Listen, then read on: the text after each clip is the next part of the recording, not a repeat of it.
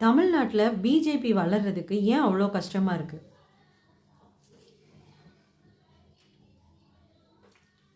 ஆரம்பத்தில் இருந்தே தமிழ்நாட்டில் ஒரு தைரியமான தலைவர்கள் இல்லை.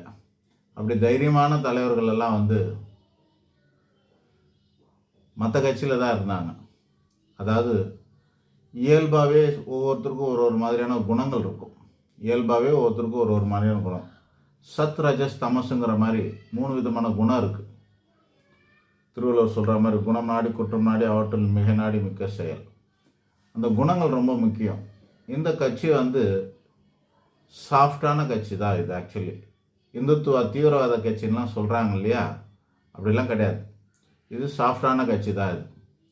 அதுலேயும் இது நாள் வரைக்கும் இங்கே இருந்த தலைவர்களில் பெரும்பாலான